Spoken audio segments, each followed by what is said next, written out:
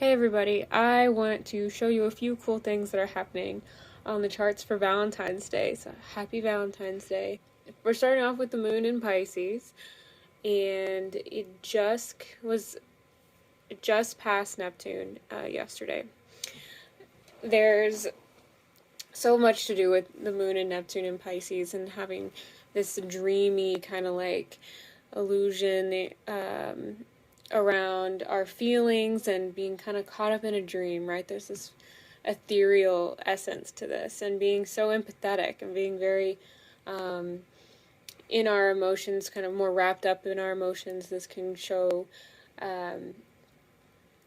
more of our intuition coming into play. So if you're getting intuitive feelings about relationships or anything like that, you may want to listen. You may want to take it with a grain of salt, because Neptune, as amazing as Neptune is, there's the best and the worst that can come out of it. So going in those veils, and you may have found yourself yesterday really finding yourself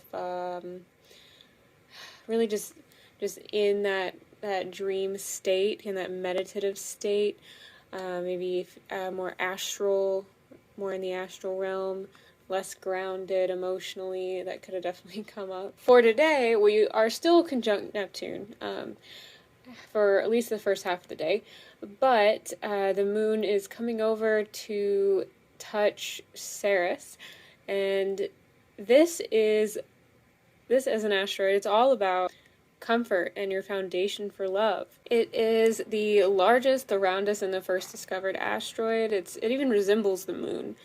So they're going to come together, and how cute, they even look similar, right? In mythology, Ceres was the Roman equivalent to the Greek goddess Demeter, the goddess of agriculture, transitions in females' life, nurturing, motherhood, and family relationships. There's also this strong need to nurture and protect that comes through with Ceres. If you have this strong on your chart, and this will be coming in strong feeling today through I just got this high pitch. Okay.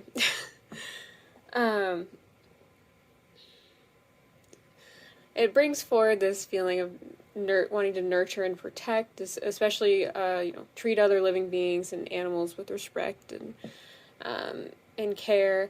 There's also a connection to grief. There's the possibility, it's the idea that you could destroy everything in your path just to regain what was lost. And I really see this come through a lot in like inner child work and stuff, where people have this pain from growing up, this lack of love or affection, attention, and some kind of inner wound, and then they don't always realize it, but they destroy everything in their path after that until it's healed, right? So there's almost this determination type of feeling, like, well, if I can't have this, then I'm just gonna fight until I can, or I'm going to self-destruct until I can. It shows when that necessary nurture is not attainable in the current circumstances, and people just get desperate to find it, because they know deep down, part of them knows they deserve it, part of them usually knows. Its placement on the birth chart can indicate what you need to feel loved and nurtured within yourself and in relationships with others, and I do have readings on my website that you can go and get. It is really important, really, to figure out what needs and wants you have in relationships to feel loved, and just within yourself to feel like you can take care of yourself and feel loved within yourself. Relationships with others and with the self that aren't fundamentally nurturing, they're not healthy, they're not sustainable. By looking more in this placement on your chart, this can really help you find avenues and areas to refocus on and be able to identify more closely with what you need to feel loved deeply and comfortably. So having Ceres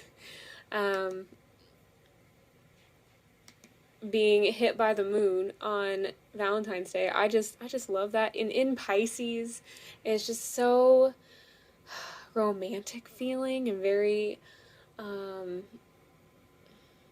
just all the emotions. You know, Pisces feels all the emotions, and we're going to be just so willing to just be diving into all of these emotions, especially if you feel comfortable in your relationship. Now, I do see this being more of a trigger point for people who are not in sustainable, healthy relationships. So maybe keep that in mind. If you see things becoming more volatile,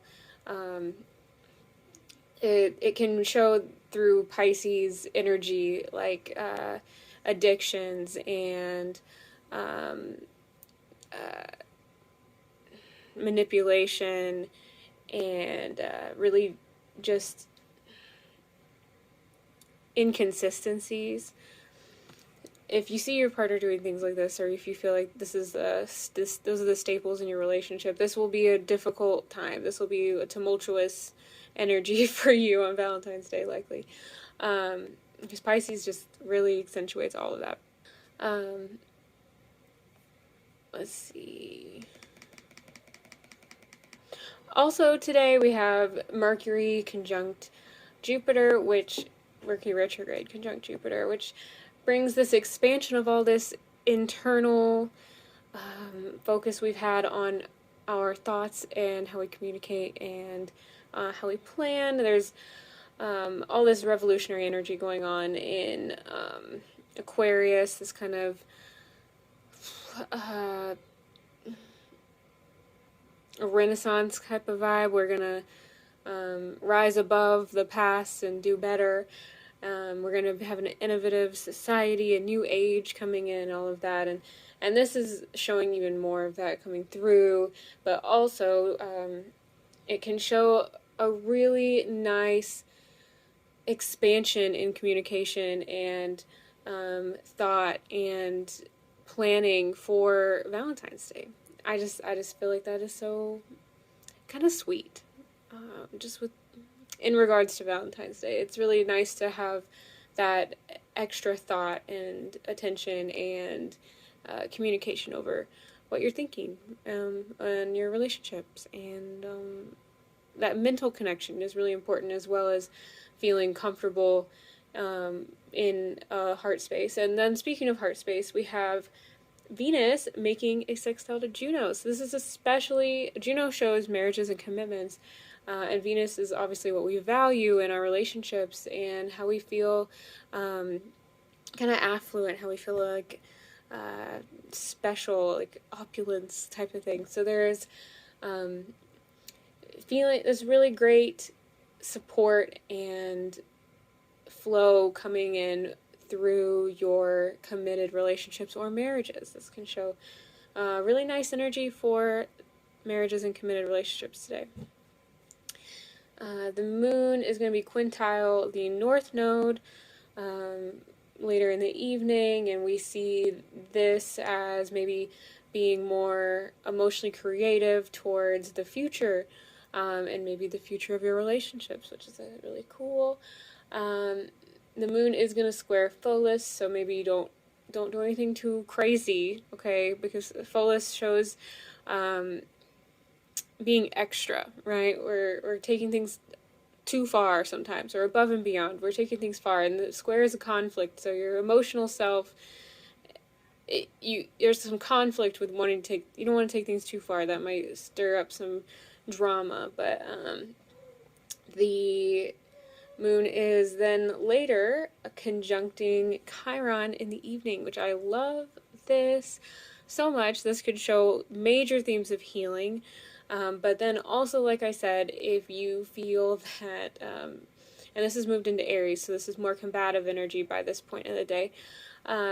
If you feel that your relationship is more unsteady, unhealthy, then this will likely be triggering to traumas. It could either be like a major issue come up in your relationship, or it could be more like, there's like a wound, trauma wound that was like scratched, like it was starting to scab over maybe, and then it was scratched, and it just hurts again, you know. So it could it could be a great opportunity for healing. It could also be a really triggering point for the evening. But also, like I said, with the moon moving into Aries, that's some passionate energy, guys. Like, could be some fiery evenings coming through. That emotional, like, oomph, that passion, that Mars influence over your emotions can be really exciting. So, let's see. We also have Venus trine the North Node for the evening, which shows more relationships and our values and our sense of what we find worth in, like gunning for the future. We're willing to flow to the future. We're excited for the future. Venus in your heart space is going to be really focused on your destiny and where you're headed in your life. And so this can show whether you're in relationships or not, right? This can, and all of this that I've said today can also just be focused internally within yourself. It doesn't need to be relationship focused. Heart space things are not exclusive to relationships. So this can show with your self-worth and all of that, but there's going to be a lot of kind of forward direction coming through people's heart spaces in the evening. Also, some longer standing aspects that are pretty cool. There's Mars trine Vesta, which is in retrograde in Virgo right now. But this is Vesta is really about devotion, right? What we're devoted to and what like lights up our soul, what we're excited about, what our souls feel so connected to. And Mars is that passion and drive and fiery energy within ourselves, that warrior type energy. And this is another great aspect if you're wanting to get very passionate in the evening with someone you're really devoted to. And this Vesta placement is opposite the moon and Ceres and Neptune, so it's interacting with it all day. We really have some really nice love passion related aspects coming in today. I just really like the timing of it. Vesta is also trying to Lilith, which is a pretty sexual energy as well. So liberating sexual energy, maybe some maybe more extremes type of thing. So there's some really cool energies. I just wanted to throw that at you guys, let you know the astrology for the day, and you can hop on my website and get the Ceres reading if you would like to. I also have some other readings on there that you guys might like, and I have a Patreon if you'd like to get on there. You get weekly astrology information, you get access to my astrology Google Calendar and iCalendar, you get monthly mini readings from me, like personal readings, and you can ask me questions about your chart whenever they pop up in your mind. And you're like, oh, I wonder about this on my chart, but I don't want to buy a whole reading. You can just ask me then if you go on my Patreon. I think that's about it. I hope you guys have a really great Valentine's Day, and thanks for watching.